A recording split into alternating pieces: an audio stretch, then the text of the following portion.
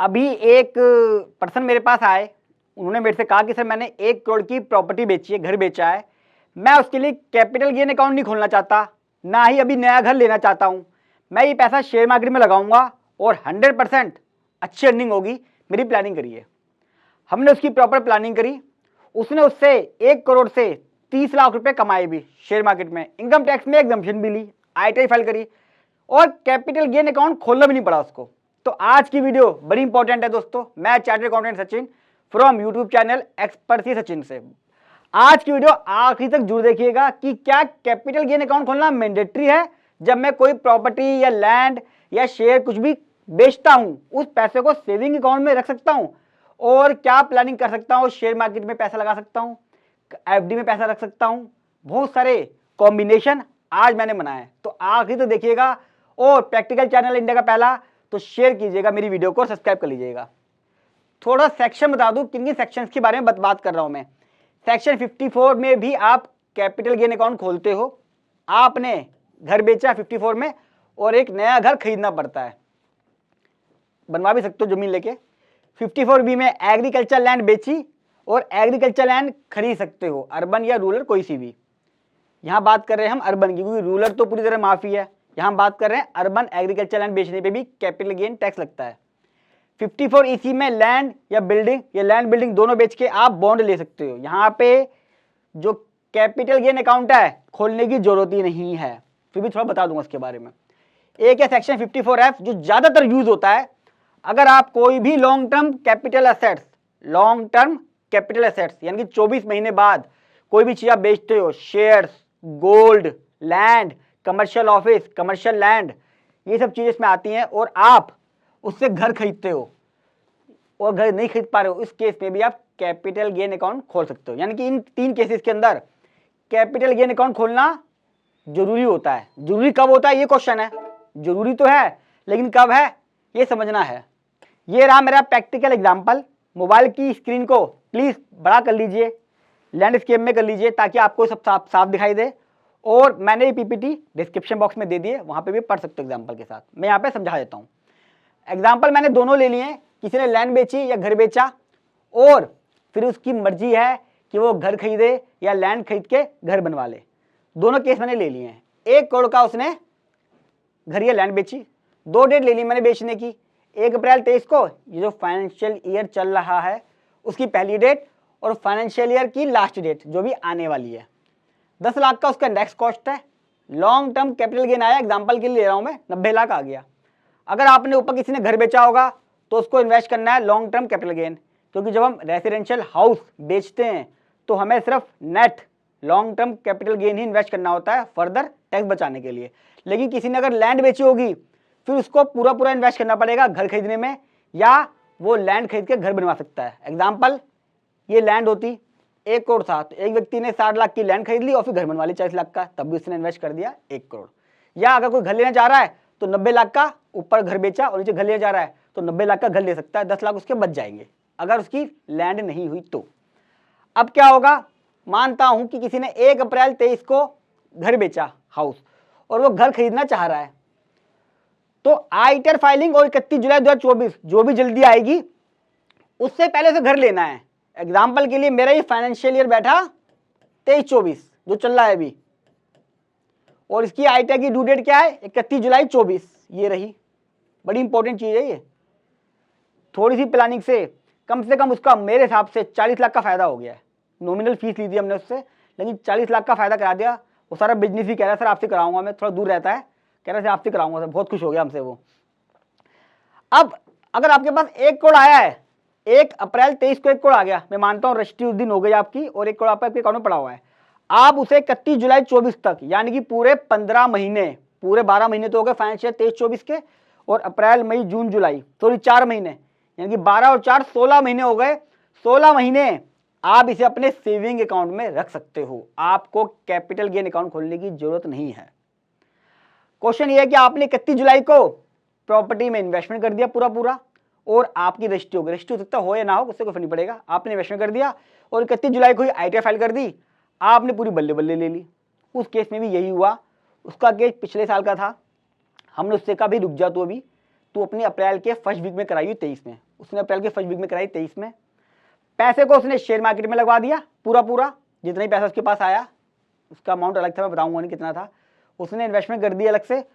उसने क्या करा, दिसंबर में उसका प्रॉफिट बुक कर लिया उसने, और उसके बाद उसने पैसे की एफडी करा दी, अभी भी इसकी एफडी चल रही है, और उसने एक एग्रीमेंट कर लिया, अभी अभी एग्रीमेंट कराया उसने। अब वो जब पैसा देगा, रजिस्ट्री कराएगा, वो रजिस्ट्री कराएगा जून या जुलाई के एंड में।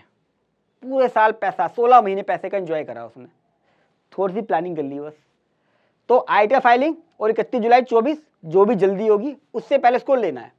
मैं कहता हूँ कभी भी आप 31 जुलाई का वेट मत करिए, मैंने कह दिया 31 जुलाई, तो 31 जुलाई को दिक्कत हो सकती है। कोशिश करिए कि जुलाई के फर्स्ट वीक में डिसीजन ले लीजिए कि आपको कैपिटल गेन अकाउंट खोलना है या नहीं, या प्रॉपर्टी लेनी है। एग्जाम्पल के लिए आपका केस हो सकता है कि आपने 31 मार्च 24 को प्रॉपर्टी बेची, और जब 31 मार्च को बेचोगे आप, तो अब आपके पास कितने महीने बचे, अप्रैल मई जून जुलाई, 4 महीने बचे। तब भी आपको कैपिटल गेन अकाउंट खुलवाने की जरूरत नहीं है। कैपिटल गेन अकाउंट खोलना मैंडेटरी नहीं है। अगर आपने घर ढूंढा, आपके पास 1 करोड़ आया था, घर बेचा मान लीजिए, और 10 लाख निकाल के 90 लाख रुपए लॉन्ग टर्म कैपिटल गेन आया, वही आपको घर में इन्वेस्टमेंट करना है। आपने 31 मार्च 24 को घर बेचा, आपके अकाउंट में पैसे पड़े हुए हैं, अब आपको करना क्या था, नया घर लेना था। लेकिन आपको घर पसंद नहीं आया, 4 महीने टाइम कम होता है, ढूंढ रहे थे, आपको घर पसंद आया कब, 15 जुलाई को। 15 जुलाई को घर पसंद आ गया, फ्यूचर की बात कर रहे हैं। आपने बयाना कर दिया 10 लाख रुपए का, आपको जमा कितना करना था, 90 लाख। मैं मान के चल रहा हूं कि घर बेचा था और घर ही लेना है, क्योंकि घर के केस में 90 लाख लगाना है, कैपिटल गेन लगाना होता है बस। 10 लाख तो लगा दिया। अब आपको आईटीआर फाइल करनी है। अब यहाँ कंडीशन आती है कि सरकार कहती है कि आप पैसा अपने पास मत रखो, अब आप कैपिटल गेन अकाउंट खुलवा लो। तो ये व्यक्ति क्या करेगा कि 90 लाख में से 10 लाख तो लगा चुका है, 80 लाख रुपए का कैपिटल गेन अकाउंट खोलेगा इसके बाद, और वो जमा कर देगा, उसके बाद ही आईटीआर फाइल करेगा। तो लेट नहीं होना है।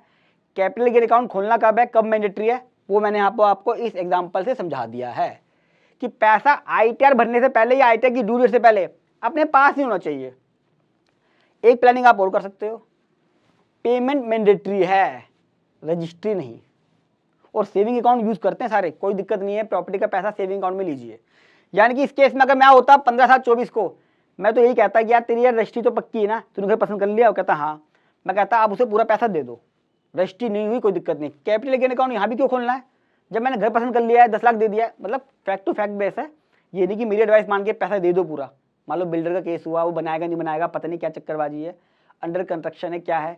तो सोच समझ के, अगर आपको लगता है कि यार मुझे पॉसिबल ही नहीं है आईटीआर से पहले या 31 जुलाई से पहले, 24 से पहले, तो कैपिटल गेन अकाउंट खुलवा लीजिए, तब जरूरत है।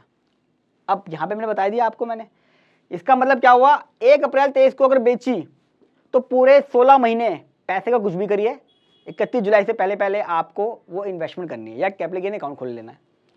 31 मार्च 24 को करा है तो 31 जुलाई फिर आपको कितने मिलेंगे, अप्रैल मई जून जुलाई, 4 महीने, 4 महीने कुछ भी पैसे का करिए, प्रॉपर्टी खरीदिए, थाईलैंड घूम कर आइए, शेयर मार्केट में लगाइए, गोल्ड खरीद लीजिए, एफडी में रख दीजिए, कुछ म्यूचुअल फंड खरीद लीजिए, कुछ भी करिए, सरकार आपसे कुछ नहीं पूछेगी। अच्छा, लैंड और कंस्ट्रक्शन का केस है, ये भी मैं बता देता हूँ आपको। इसी केस में मान लीजिए उसने लैंड बेची होती, अब जब लैंड बेचता है तो पूरा पैसा इन्वेस्ट करना होता है। मैं मान के चल रहा हूँ, थोड़ा साफ कर देता हूँ उसको, ऐसे रहने देता हूँ, अच्छा लग रहा है, पढ़े लिखे वाली बात लग रही है। 1 करोड़ का उसने बेची लैंड, अब उसको जो खरीदना है वो घर खरीदना है, लैंड बेच के लैंड नहीं खरीद सकते हैं। उसने डिसीजन लिया कि मैं लैंड खरीदूंगा 60 लाख की, उस पर घर बनवाऊंगा 40 लाख का। अब ये 60 लाख और 40 लाख जो है, हो सकता है कि उसने 60 लाख रुपए की लैंड खरीद ली, पूरा पैसा इन्वेस्टमेंट कर दिया, अब उसे घर बनवाना है, घर बनाने में टाइम लग रहा है। मान लीजिए उसने 31 मार्च 24 को लैंड बेची, अब उसके बाद 4 महीने हैं। अब 2 चीज़ हो सकती है 4 महीने में, या तो लैंड खरीद ले और घर बनवाना शुरू करवा दे, या हो सकता है ना वो लैंड खरीद पाए ना घर खरीद पाए।